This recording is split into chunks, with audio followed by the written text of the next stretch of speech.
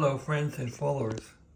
Here is the 20 volt regulator board for the SBE-36 transmitter. So I pulled this board out of the radio because it wouldn't regulate and went through everything and everything was shot. So luckily this big transistor here works. That's the pass transistor. That's the big gun that does a little pass through, and that's this one here. That still works, thank goodness. This one had a collector to emitter short. This one had a collector to emitter short. And this Zener, which is 13 volts roughly, was shot. I guess it was open. At any rate, lots of problems here.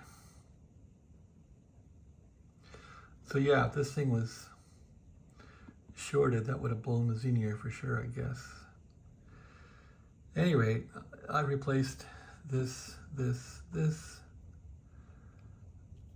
capacitors got replaced. This big one here, that 10 UF got replaced.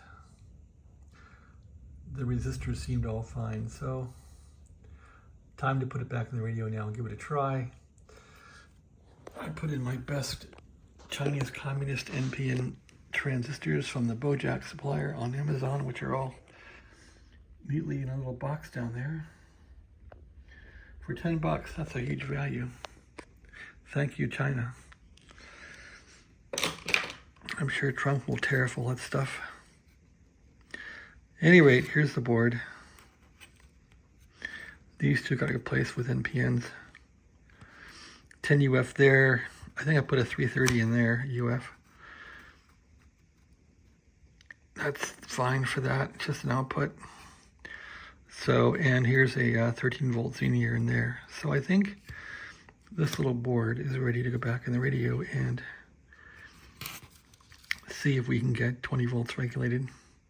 That's critical because when I transmit, the Nixie tubes go dark. So this thing needs to be 20 volts exactly under all conditions, and I'm feeding about 36 volts into this thing, so it's over voltage going in. I'm also feeding about 180 volts into it, where it wants 150, but hey, that's life. So I put the potentiometer at midpoint. So let's put the board back in the radio and see what happens. All right, that's my update. Next video will probably be the board in the radio. It's either gonna work or it's gonna smoke. That's how this stuff goes. Thanks for watching, have a great day.